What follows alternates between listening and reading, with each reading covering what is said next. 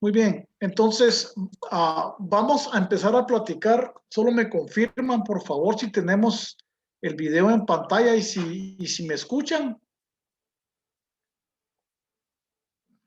Sí, que está en pantalla y sí lo escuchamos.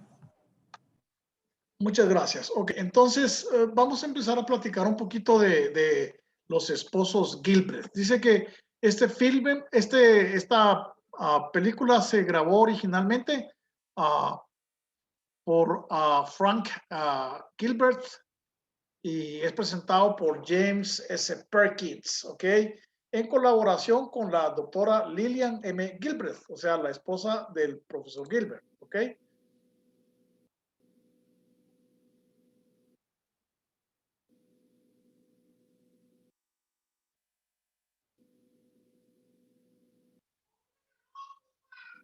Muy bien, entonces dice que Frank Gilbert durante toda su vida hizo más de 250,000 pies de grabación, es decir, de cinta, ¿verdad? De grabación Perdón, de 35 milímetros. Inge, ¿Perdón?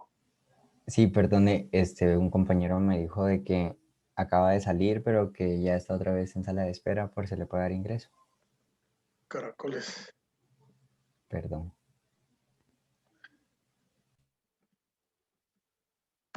Muy bien. Entonces,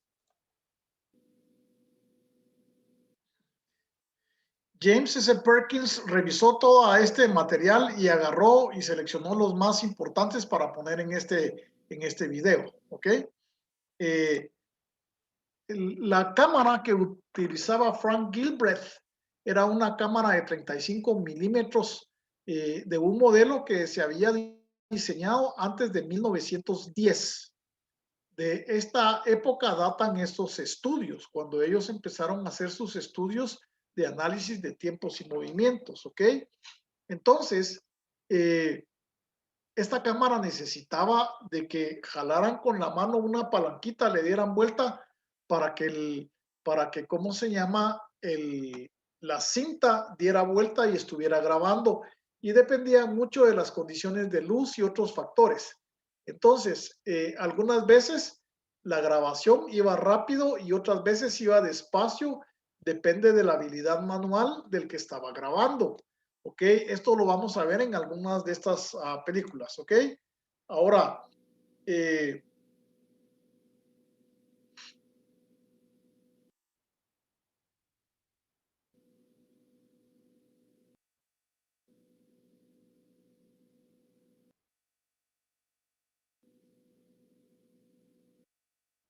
muy bien.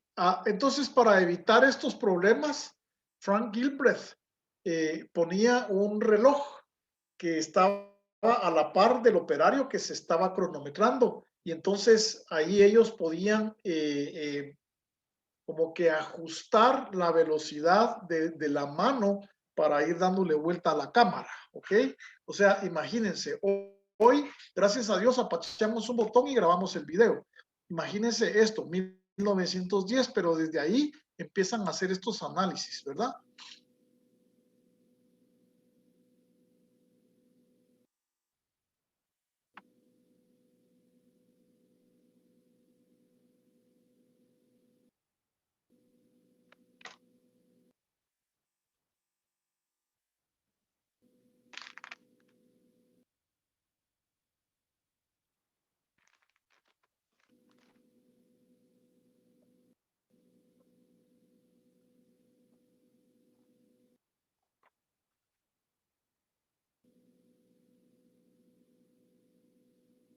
Muy bien, entonces, estos estudios de tiempo empezaron a hacerse principalmente por un estudio de el jalar de un vagón jalado por un caballo. Ustedes pueden ver en el centro de la pantalla está el relojito que va marcando la velocidad que debería de llevar ¿cómo se llama? El camarógrafo, ¿verdad? Y esta es una filmación de los esposos Gilbreth con 9 de sus 11 hijos, ¿verdad? Ok, muy bien.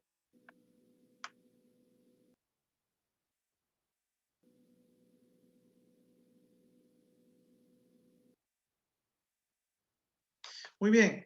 Entonces, esto empieza realmente con los estudios de cómo debían de mejorar los procedimientos para hacer paredes con ladrillos, ¿verdad?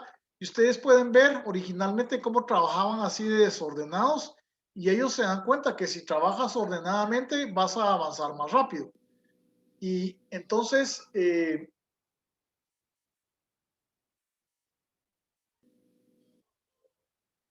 los métodos originales que ellos tenían de trabajo y la disposición de los materiales eh, repercutían en constantes paradas del operador. O sea que el operador trabajaba y paraba, ¿ok? Y esto era mucho movimiento, caminaban mucho y perdían muchos movimientos, ¿ok? Movimientos en balde.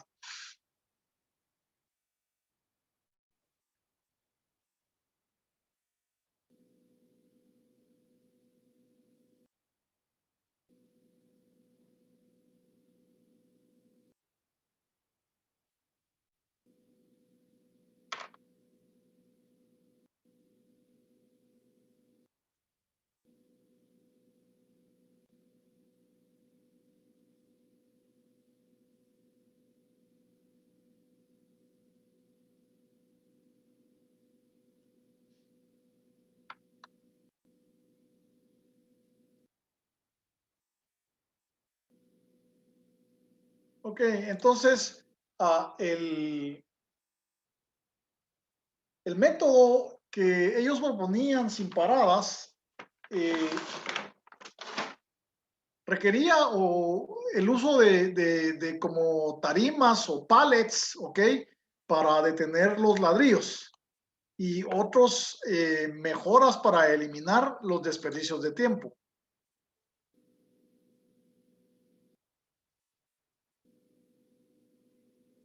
Entonces, ustedes pueden ver que ellos dijeron, bueno, hay que acercar los materiales deben de estar ordenados y cerca del operador para que él no se esté moviendo para ir a traer los ladrillos.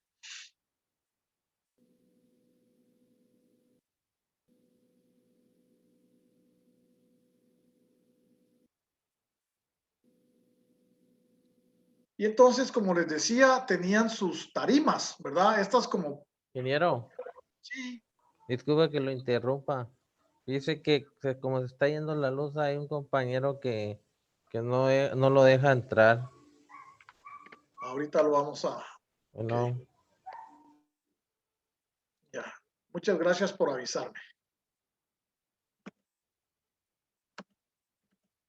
Ok, entonces...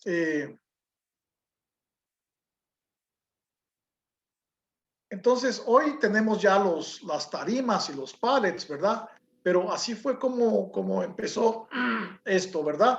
Entonces era más fácil tener ya apilados una cantidad de ladrillos como para agarrarlos y moverlos de un solo. Aplicando este método de Gilbreth, ¿ok? Entonces, con el método que se trabajaba originalmente, los obreros podían poner movimientos, tenían 18. Con el método Gilbreth tienen 5 movimientos nada más. La cantidad de ladrillos que ponían por hora, 175 con el método original, 350 con el método Gilbreth. Entonces la productividad se incrementó en cuánto? En 200%.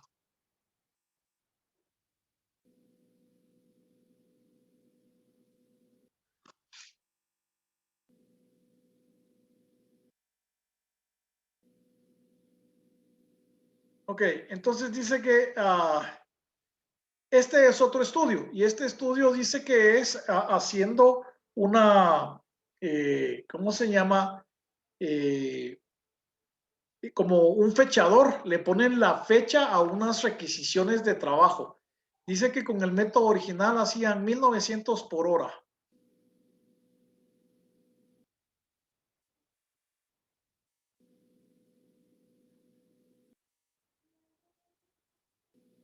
¿Sí? Usando dos manos, entonces subieron a 2300 por hora, 21% más de producción, ¿verdad? 2 manos.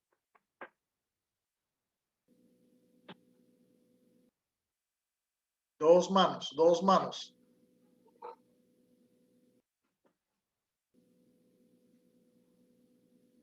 Y ahora dice que usando 2 manos y un pie hacían 3.050 por hora, 61% más. Entonces aquí van a usar las 2 manos y un pie.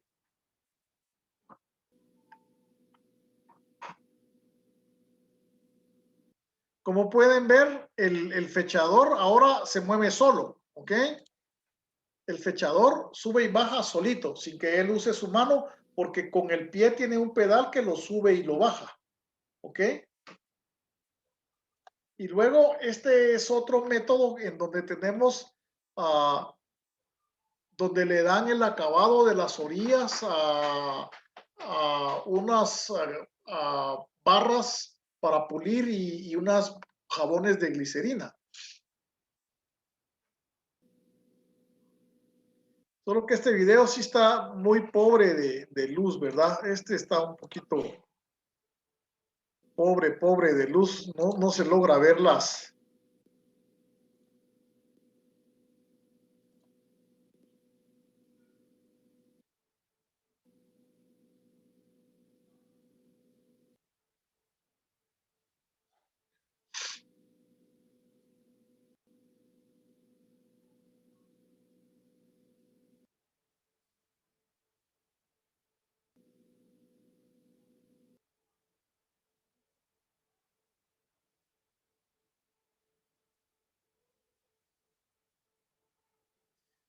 Y con el método de Gilbreth, ¿verdad? Entonces, con este método, como ustedes pueden ver, tiene unas cajas con el producto ya listo, las materias primas para ir trabajando más rápido y para poner ya todo con el producto terminado. Acercan los materiales y es más fácil de poder trabajar y es más fácil de poderlo, ¿cómo se llama? O sea, están más cerca los materiales, están mejor organizados. Y eso obviamente le va a dar mayor productividad, ¿ok? Entonces,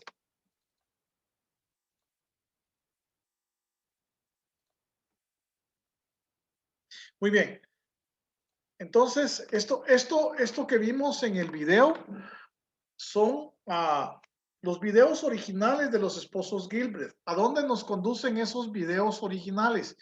Entonces, dice que los micromovimientos en todo tipo de actividades, especialmente en las de ciclo corto, que se repite 1, 2, 3, 5 mil veces, vale la pena examinar la actividad con mayor detalle para ver dónde podemos ahorrar movimientos. El propósito del estudio de micromovimientos es obtener la repetición de las operaciones con el mínimo esfuerzo y fatiga y además obtener un método de trabajo que utilice el menor movimiento y tiempo para realizar cada tarea, ¿verdad? Ok, entonces, ¿cuál es la técnica del estudio de estos micromovimientos? Entonces, esta técnica es recomendable cuando el contenido de la mano de obra es alto o bastante caro y especializado. Un estudio de micromovimientos es con frecuencia el último recurso a utilizar por el ingeniero de métodos. Se utiliza cuando la aplicación de los principios de economía de movimientos a la tarea que se estudia no rinde los resultados esperados. Vamos a ver entonces qué es los principios de la economía de movimientos, ¿verdad? Entonces, movimientos de Gilbreth.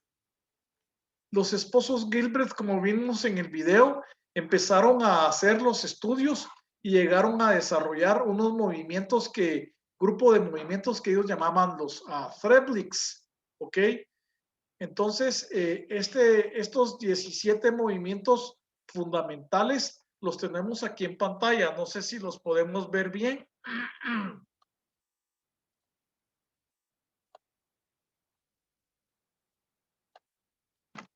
Sí, ingeniero, se ven bien. Muy bien. Entonces, De estos 17 movimientos, se pueden clasificar en movimientos eficientes e ineficientes, ¿ok? Los primeros, los eficientes, son los que contribuyen directamente al avance o al desarrollo del trabajo, es decir, los que agregan valor. Pueden reducirse, sí, siempre se pueden reducir, o sea, reducirse en su tiempo, ¿verdad? Pero es difícil eliminarlos por completo. Ahora, los de la segunda categoría no agregan valor al trabajo y deben ser eliminados aplicando los principios del análisis de la operación y del estudio de movimientos, ¿verdad? Entonces, aquí vamos a ver los movimientos, ¿verdad?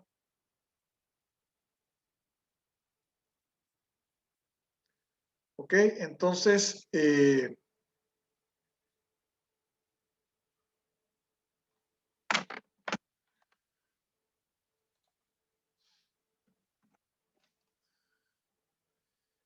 muy bien.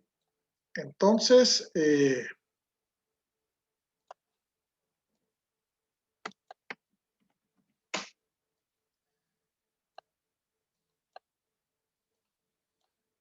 ok. Los Threadlicks eficientes entonces serán alcanzar, tomar, mover, soltar, ensamblar, desmontar, usar y preposicionar, ¿ok?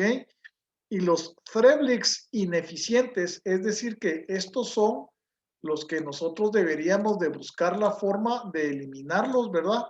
Sí, los Threadlicks ineficientes. Entonces, estos movimientos debemos buscar, o sea, analizar la forma de cómo eliminarlos del método de operación.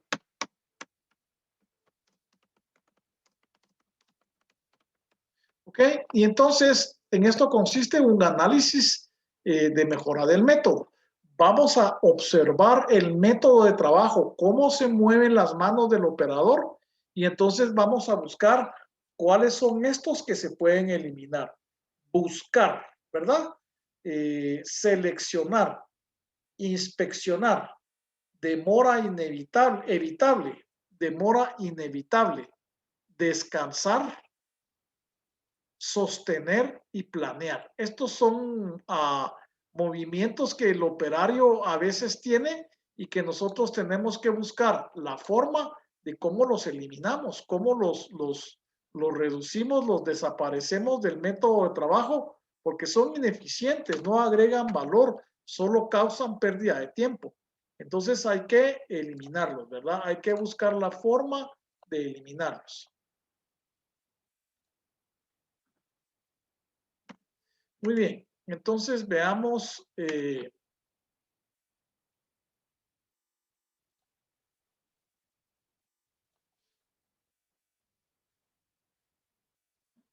una clasificación divide los elementos de trabajo en físicos, semimentales o mentales, objetivos y de retraso. Entonces, en un centro de trabajo debe contener solo movimientos o Threadlicks físicos y objetivos. ¿Ok? Entonces, mentales o semimentales, buscar, seleccionar, colocar en posición, inspeccionar y planear. Retardos o retrasos, retraso evitable y retraso inevitable, descansar y sostener. De naturaleza física o muscular, alcanzar, mover, soltar, precolocar en posición, y de naturaleza objetiva o concreta, usar, ensamblar y desensamblar. Pero hablamos mucho de estos Threadlicks, pero mejor los describimos, ¿verdad? Entonces, definición número 1, buscar. Buscar es localizar un objeto. Este es ineficiente, ¿verdad? Este es ineficiente. Creo que tenemos un documento que enviamos, ¿verdad? Al respecto de este.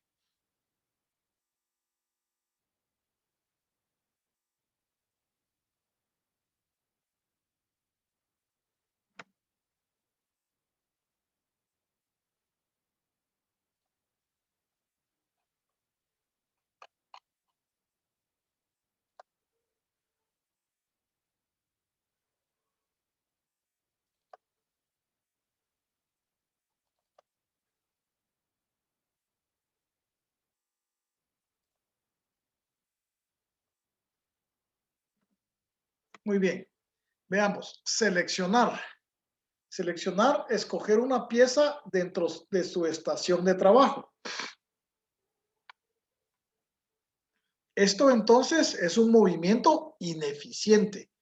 Un operario no debería detenerse a seleccionar. Número 3, tomar. Es una acción de rodear algún objeto con la mano para usarla en alguna operación. Tomar. Entonces, este es un movimiento eficiente. Alcanzar. Estira el brazo y está en condiciones de interactuar con el objeto, ¿verdad? Estira el brazo para alcanzar. Este es un movimiento eficiente. Número 5, mover. Tomar y cambiar de posición un objeto eficiente. Sostener. Mantener algún objeto en cierta posición. ¿Para qué mantenemos el objeto en posición? Mantenemos el objeto en posición probablemente para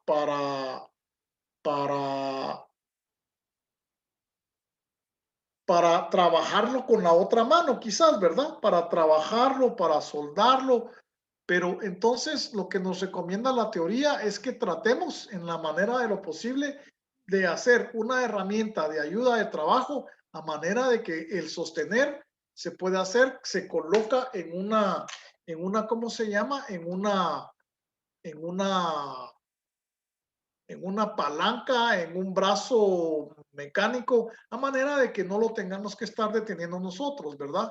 Entonces, porque si lo detenemos nosotros, eso implica que nos va a dar mayor fatiga el estar sosteniendo ese objeto, ¿ok? Soltar es la acción de dejar caer algún objeto, es ineficiente. Colocar en posición. Cuando posicionamos el objeto hacia el punto de trabajo. Este es un movimiento eficiente, ¿ok? Precolocar en posición. Entonces, poner el objeto en posición para ser usado es un movimiento eficiente. Inspeccionar, cerciorarse de cómo trabaja la operación. Este es un movimiento ineficiente, salvo en aquellas operaciones en donde es una operación inspección. Si es una operación inspección, entonces, pues sí sería eficiente. ¿Qué es una operación inspección? Es una operación que por su naturaleza, al mismo tiempo hacemos la operación, pero revisamos quizás el ensamblaje anterior. Eso podría ser una operación inspección. Ensamblar, unir uno o más objetos, es un movimiento eficiente. Desensamblar, separar uno o más objetos, es un movimiento eficiente. Usar, trabajar con algún objeto eficiente. Número 14, demora inevitable. Es una interrupción que el operario no puede evitar, ¿verdad? Demora inevitable. Entonces, es un movimiento ineficiente, pero a veces, por ejemplo, el operario alimenta la máquina y está esperando a que la máquina trabaje. Ahí el operario no puede hacer nada, salvo que le asignemos una segunda máquina, pero eso lo vamos a ver más adelante con los diagramas hombre-máquina. La forma de evitar este movimiento será a través de usar estos diagramas de hombre-máquina. Demora evitable es la demora que es responsabilidad del operario. Ese es ineficiente, ¿verdad? Esto es un movimiento que se entiende por sí solo, ¿verdad? Es un retraso que hace el operario y es un retraso, ¿cómo se dice? Por causas del operario. Planear es el problema mental cuando el operario se detiene para determinar qué va a hacer. ¿Sí? O sea, no es planificar la producción, no. El operario está haciendo su operación y de repente para pensar, ¿y ahora qué hago? Eso es ineficiente. Y el último, descanso, que es hacer un alto en el trabajo, y eso es un movimiento ineficiente, ¿verdad? Entonces, estos son los movimientos básicos de Frebling. Vamos a hacer una cosa, vamos a tomar unos 15 minutos para que tomen un cafecito, ¿ok? Si son tan amables. Muy bien, entonces vamos a seguir hablando sobre los principios de la economía de movimientos. Entonces, ya conocemos los movimientos, ¿verdad? Hay que recordarlos, memorizarlos. Y ahora vamos a hablar de los principios de la economía de movimientos. Estos principios, desarrollados por los esposos Gilbreth, son un conjunto de reglas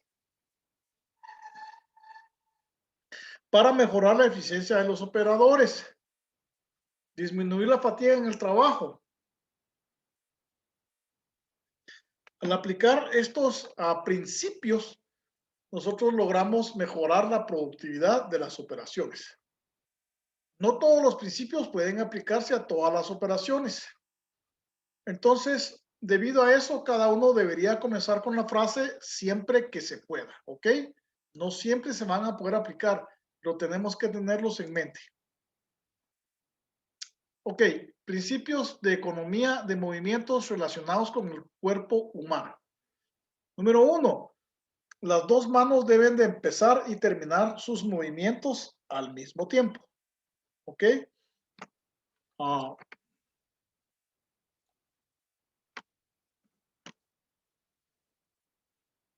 Y quizás podríamos agregar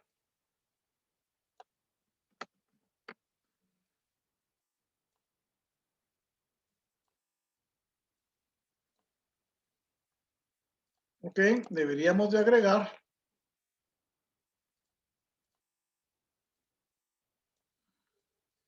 siempre que se pueda,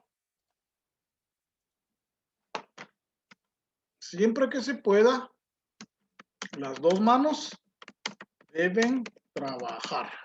¿Sí? Dice aquí al mismo tiempo. Pues las dos tienen que trabajar. Si un operario tiene una mano trabajando y la otra no, esa otra mano podría estar haciendo algo productivo. Número 2, las dos manos no deben de estar ociosas al mismo tiempo, excepto durante los periodos de descanso, ¿verdad? Si las dos manos quedan ociosas al mismo tiempo, será una pérdida. Si las dos manos quedan ociosas al mismo tiempo,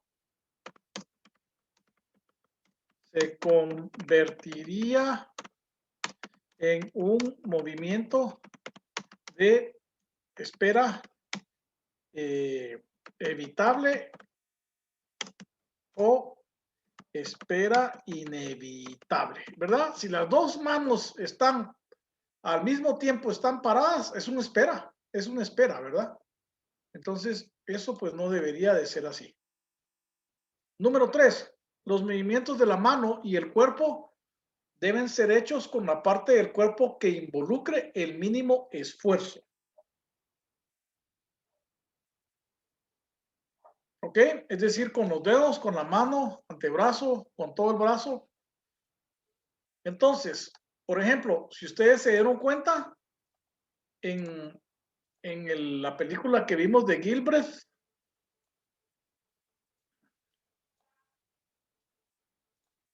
¿ok? Entonces, si podemos utilizar otro miembro del cuerpo y eso ayuda a minimizar el tiempo, entonces hay que hacerlo, ¿verdad? Ejemplo, por ejemplo, el que está trabajando con el pie, ¿verdad? ¿Se acuerdan? Por ejemplo, el fechador que le pusieron una palanca de pie, ¿sí? Entonces, usamos ahí, en ese momento, algo, pues que no era parte del movimiento, pero sí se puede usar el pie, ¿verdad? Y eso nos va a economizar tiempos, hay que hacerlo. Los movimientos de las manos deben ser suaves, continuos y curvos, en lugar de movimientos en línea recta que incluyan cambios de dirección brusco, ¿ok? Los movimientos de las manos deben ser curvos. ¿Curvos en qué sentido? Curvos, por ejemplo, si tenemos la mesa de operaciones y tenemos aquí al operario.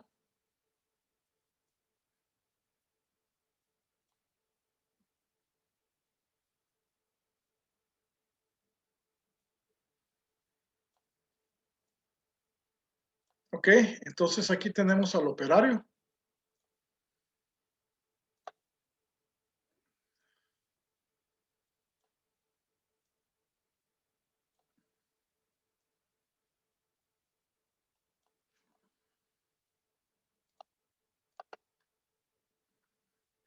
Los movimientos entonces deben de ser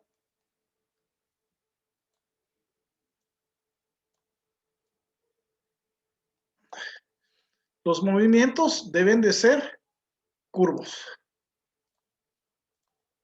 porque la extensión de las áreas de trabajo de las manos serán de esta forma, ¿sí? Son curvos, ¿sí? Quizás si se estira un poco más, pues entonces podría ser así y luego para este lado, pero siempre son de esa forma, como curvos, ¿ok?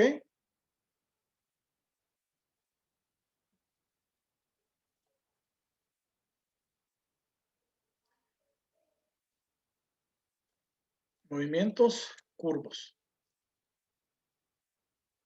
Se debe acomodar bien el trabajo de tal manera que permita un ritmo fácil y natural. ¿Ok? Entonces, ¿qué quiere decir eso? Quiere decir que si nosotros tenemos algún, ¿cómo se dice?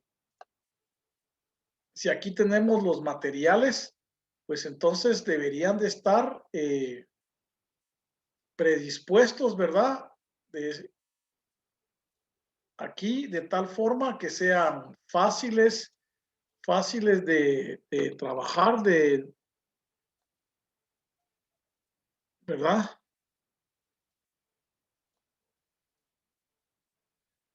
Ok, entonces esto nos permitiría a nosotros tener los materiales pues más cerca y siempre dentro del área de trabajo, no retirados, ¿verdad? Se deben acomodar el trabajo y las herramientas de tal forma que las fijaciones de los ojos sean tan cercanas unas de otras como sea posible, ¿verdad? Entonces, en este sentido, solo con los ojos, sin tener que estarme movilizando, el operario debería de poder ver todos los elementos que componen su operación, ¿ok?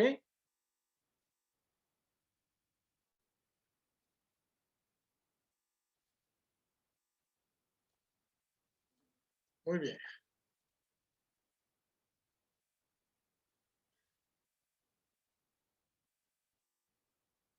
Y esos serían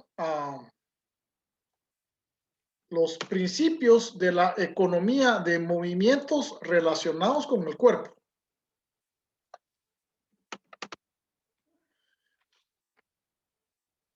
Muy bien.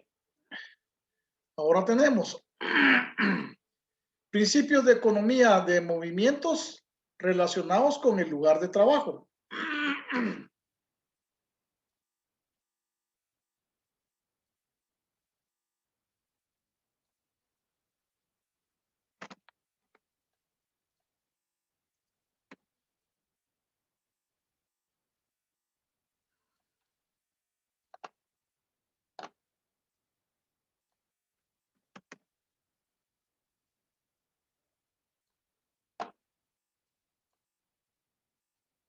Muy bien. Debe existir un lugar definido y fijo para todas y cada una de las herramientas y materiales. Entonces, ¿qué quiere decir esto? Esto quiere decir que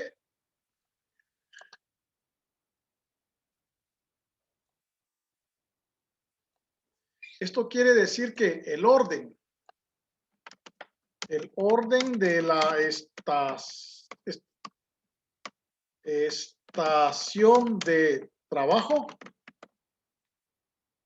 es fijo. Fijo. ¿Ok? Es decir, que una vez determinado el método de trabajo,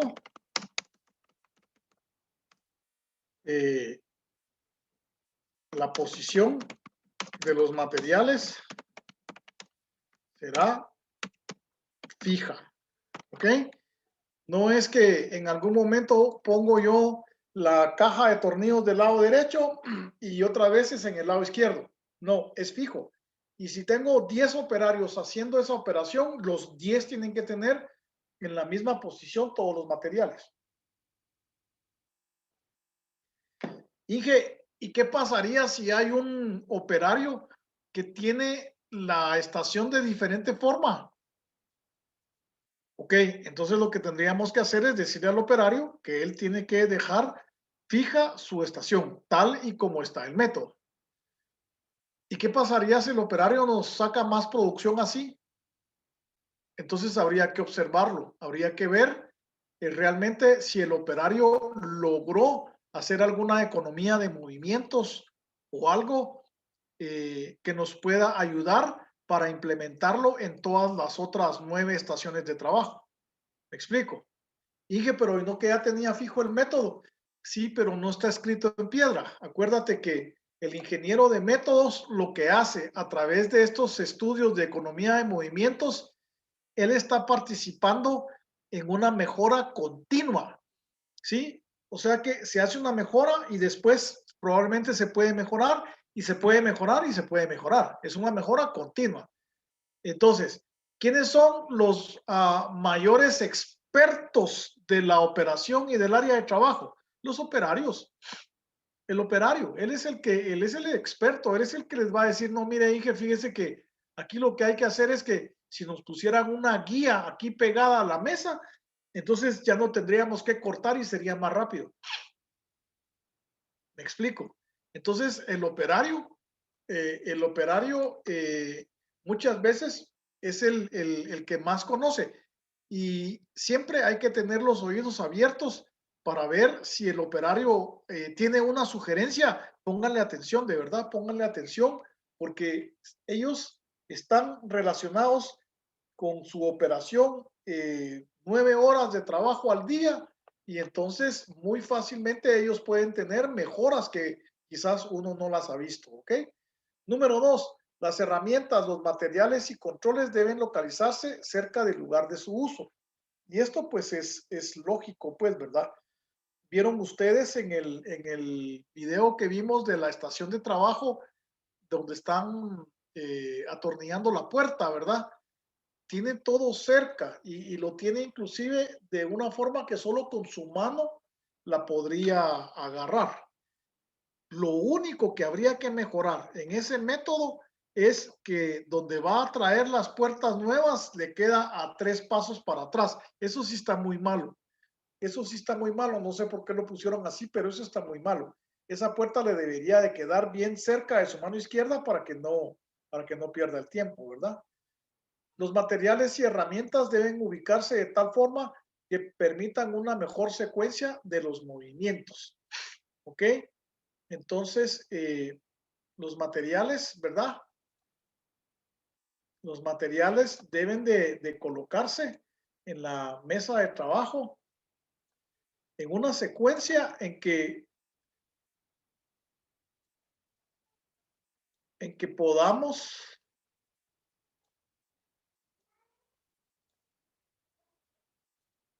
¿sí? En que podamos alcanzarlos con la mano derecha y con la mano izquierda.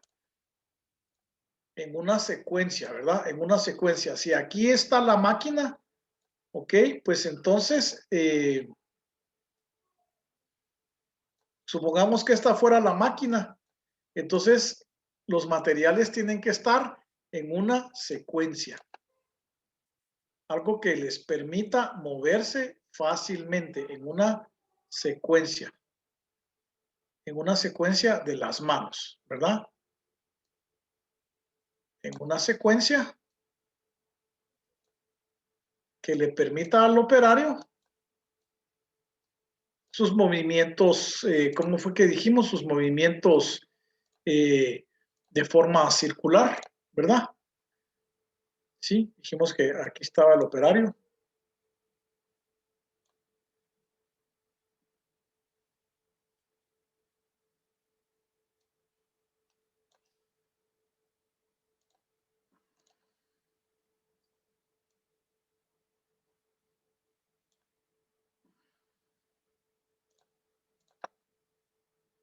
Y entonces el operario aquí puede tener movimientos curvos, ¿verdad? Movimientos circulares a través de tener sus materiales ordenados en una forma, como dice aquí, deben ubicarse de tal forma que permitan una secuencia de los movimientos. Esto estaría correcto, ¿ok? Pero si estos materiales, por ejemplo, si tuviera una caja de materiales que estuviera por aquí, una caja de materiales por aquí y otra aquí atrás, pues yo creo que esos ya no quedarían bien, ¿verdad? Esos ya nos quedarían a trasmano, ya no le permitirían movimientos. Esto, si tenemos aquí, ya no permitirían una secuencia lógica, una secuencia de los movimientos que se economiza en movimiento, ¿verdad? Sino que aquí tendría que voltearse hacia atrás, etcétera. Número 4, debe proveer una adecuada iluminación del área de trabajo. Y esto es importante, ¿verdad? Esto es importante porque sin la adecuada iluminación, el operario va a perder mucho tiempo tratando de localizar los materiales, etcétera. Número 5, la altura del trabajo y la silla deben arreglarse de tal manera que permita trabajar sentado o de pie alternamente en los trabajos que lo permitan. ¿Ok? Entonces, ¿para qué es esto? Esto es para evitar la fatiga. ¿Sí? Evitar la fatiga, sí, evitar la fatiga. Nuestro trabajo como ingenieros es ver la forma, cómo le facilitamos el trabajo al operario y cómo hacemos para que el operario se canse menos. Entonces, es un objetivo del ingeniero de métodos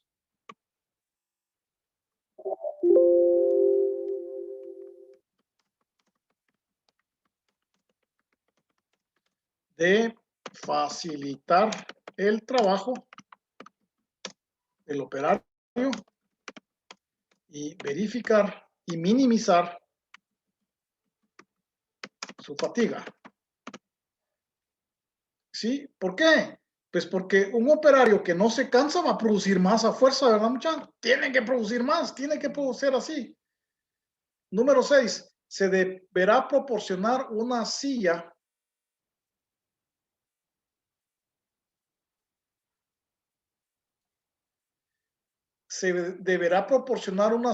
del tipo y altura que permita una buena postura para cada trabajador.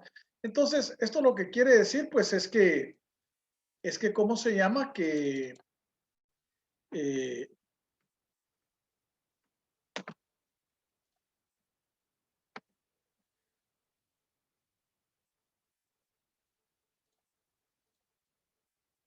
esto lo que quiere decir es que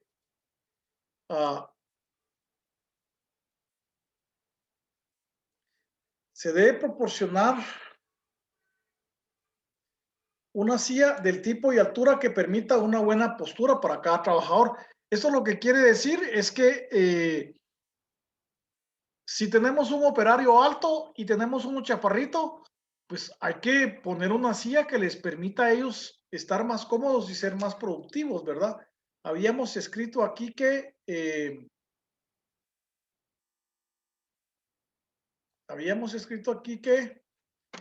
objetivo, pues, el objetivo, si alguien está tratando de entrar, porfa me avisa porque aquí no lo puedo ver.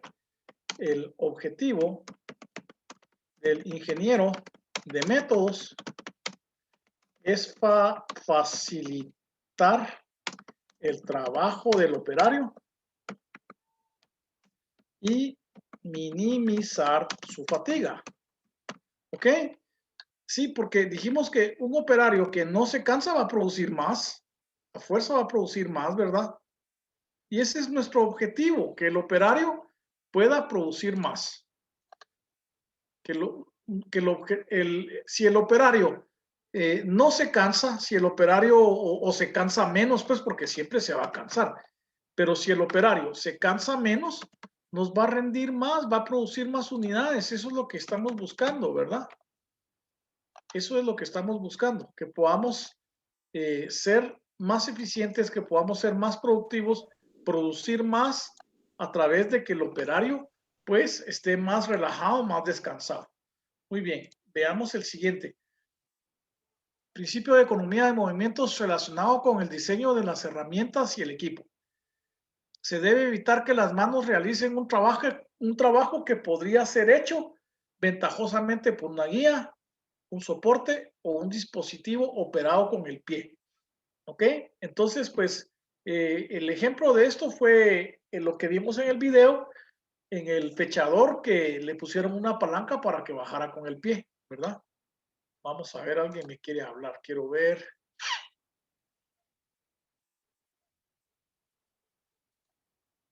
Sí. No me escucha Edgar Arias. Muy bien. Entonces, número 2, se deberán combinar 2 o más herramientas en una sola. Es decir, si necesitamos modificar una herramienta, hagámoslo. Si necesitamos combinar 2 herramientas en una sola, hagámoslo de forma de que podamos evitar el movimiento del operario con su mano de buscar una segunda herramienta, ¿verdad? Ustedes podrán decir, pero mire, Inge, eso es bien poquito tiempo en lo que busca la otra herramienta. Sí, pero imagínate que esa misma operación la va a hacer cientos de veces al día. Y si son 10, 20 operarios, entonces ya hablas de quizás 1000 movimientos al día. 1000 movimientos multiplicado por medio minuto, entonces ya son 500 minutos. Y 500 minutos ya es prácticamente el salario de otra persona, ¿verdad? 500 minutos son casi 9 horas de trabajo. Entonces, eso es lo que hay que ver. No importa que el ahorro sea pequeño, un poquito de ahorro aquí, un poquito de ahorro aquí, un poquito de ahorro en cada movimiento, cuando suma, es un gran ahorro en toda la planta. Recordémonos que estamos pensando en fábricas grandes, estamos pensando en fábricas que potencialmente podrían tener 500,000 trabajadores, ¿verdad? Por ejemplo, en el ingenio, ¿cuánta gente tenemos trabajando en los ingenios? Si es época de zafra y están los cortadores y todo, tenemos un montón de gente, no sé, no tengo idea, pero 600, 700 o 800 operarios. Entonces, sí hay una economía si logramos encontrar pequeñas economías que a través de la suma de un montón de empleados que están trabajando, entonces se va a volver en un ahorro grande. Número 3, los materiales y herramientas deben colocarse con anticipación. ¿Ok? Entonces, el operario, cuando él llega en la mañana, él ya tiene que tener todo ordenado. ¿Ok? Entonces, es responsabilidad del operario dejar limpio su área de trabajo y cuando él llega, pues él tiene que ordenarla, pero los materiales y las herramientas, sí tenemos que tener alguien que venga y que disponga el material antes de que empiece la jornada. ¿Ok? Un ayudante o algo, ¿verdad? Porque las materias primas en proceso podrían no estar disponibles y las herramientas, pues algunas veces no dejamos las herramientas en la planta, pues porque se desaparecen, pues, ¿verdad? Entonces, mejor las guardamos, pero debe de haber un asistente que debería de llegar antes de que entran todos los operarios a dejar a dejar preparados los puestos de trabajo. Número 4, palancas, barras y manubrios se deben localizar en posiciones tales que el operador pueda manipularlos con un cambio mínimo de la posición de su cuerpo y con la mayor ventaja mecánica. ¿Ok? Entonces, estos son los principios de la economía de movimientos. Ahora, ¿cómo los vamos a aplicar? Eso sí ya es algo que cada uno de nosotros tiene que ir desarrollando esa habilidad, ¿verdad? Aquí están los principios y entonces ya cada persona, cada ingeniero debe de ver la forma de aprovechar ¿cómo se llama? Esos principios, ¿verdad? No, eso es creatividad de cada ingeniero, ¿verdad? Muy bien. Distribución del puesto de trabajo. El puesto de trabajo debe estar delimitado y fijar en dónde colocarse los materiales y las herramientas. Las herramientas, aparatos de control y materiales deben estar situados alrededor del puesto de trabajo y tan enfrente y cerca del operario como sea posible. Recipientes de alimentación por gravedad deben de utilizarse para llevar los materiales lo más cerca del punto de montaje o utilización, ¿verdad? Debe usarse la gravedad para la evacuación siempre que sea posible. Entonces, por ejemplo, en el método que vimos del atornillado de la puerta esta del carro, ustedes vieron que tienen herramientas que están dispuestas con resortes que aprovechan la gravedad. Entonces, el operario tiene menos fatiga. Los materiales y herramientas deben situarse de forma que permitan hacer los movimientos en el orden previsto o más eficaz. Deben tomarse las medidas oportunas para facilitar unas condiciones de visión adecuada. Vigilar la iluminación y el color del puesto de trabajo. Esto es importante, ¿verdad? Porque por ejemplo, si nosotros podemos usar los colores para diferenciar los materiales, esto podría ser algo que podría darle cierta velocidad a la distribución del trabajo. Por ejemplo, no sé, pero si vamos a trabajar con diferentes tamaños de material, podríamos ponerle una disposición en una caja de colores. Los rojos ya sabe uno que son los grandes, los amarillos, los medianos, los verdes, los pequeños, qué sé yo. O sea, no hay que dejar por un lado la utilización de colores para ayudar a que el operario pueda facilitar su trabajo. ¿Ok? Debe facilitarse al operario un asiento cuya tipo y altura le permitan ejecutar la tarea tanto de pie como sentado. Creo que esto ya lo habíamos hablado. Es la segunda vez, así es que parece que sí es algo importante, ¿verdad? Y yo pienso que a veces se nos pasa esto por alto. A veces se nos pasa esto por alto, ¿verdad? Porque, ¿cómo se llama? Pues uno piensa que todo ya se compraron todas las sillas de un mismo tamaño y ahí hay que trabajen. Pero no, si el operario, en la planta vamos a ver operarios que son altos y que son pequeños, ¿verdad? Pues hay de todo en la viña del Señor. Entonces, la ingeniería de métodos debe ¿cómo se dice? De adecuarlo de tal forma que el operario pueda ser más productivo. Posición del operario.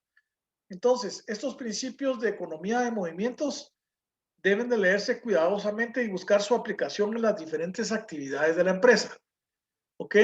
Entonces, después de familiarizarnos con todos estos principios, podemos observar hacer un operario, hacer una operación. Básicamente, nuestro trabajo va a ser de observación. Observación y tomamos nota. Observación y tomamos nota. Entonces, podemos hacer observaciones rápidas y verificar cosas como las siguientes. Se agacha mucho para tomar el trabajo, entonces se podrían subir las patas del depósito. Los materiales están muy lejos y tiene que inclinarse, pues habría que acercarlos. Está tomando una herramienta ubicado al lado derecho con la mano izquierda, Entonces hay que reubicar la herramienta del mismo lado donde está la mano. Está sentado y la mesa le queda muy alta, pues entonces hay que subir o bajar, o se sube la silla o se baja la mesa, pues, ¿verdad? Número 5, está utilizando la mano izquierda para sostener una pieza. Si está usando la mano para sostener la pieza, podríamos ponerle un dispositivo de fijación, un brazo mecánico o algo que pueda ponerlo ahí para no tener esa fatiga que al final del día pues le va a cansar. Número 6, marca la pieza y luego la corta. ¿Sí? Esto es importante. Marca la pieza y luego la corta, pues hay que ponerle una guía. Si se le pone una guía, entonces el corte ya es automática, ya no tiene que estar marcando. ¿Sí? Número 7.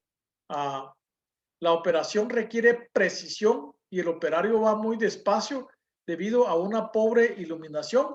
Acerquemos la lámpara, ¿verdad? Si es una operación que requiere cierta precisión, acerquemos la lámpara. Y a propósito de esto, también exámenes de la vista, ¿verdad? Que son importantes. ¿Por qué son importantes? Porque si el operario no mira, no mira.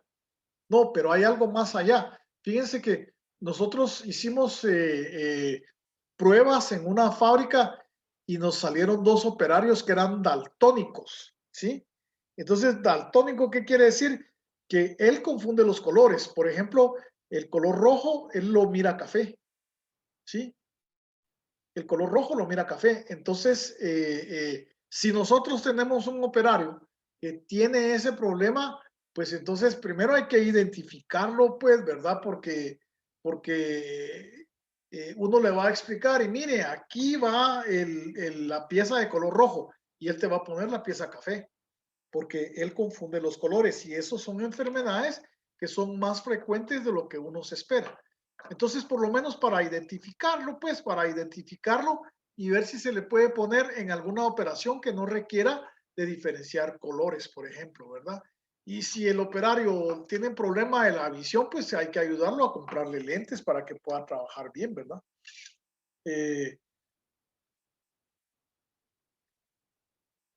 Ok, estas son situaciones que a veces las descuidamos, ¿verdad?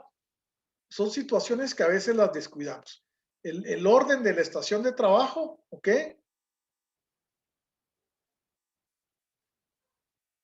El orden de la estación de trabajo. Y luego de eso, pues vamos a platicar sobre estos diagramas de mano derecha a mano izquierda para tratar de hacer una diagramación de cómo debería ser un método de trabajo específico, ¿ok? Entonces, no sé si hasta aquí tenemos alguna duda o pregunta. No.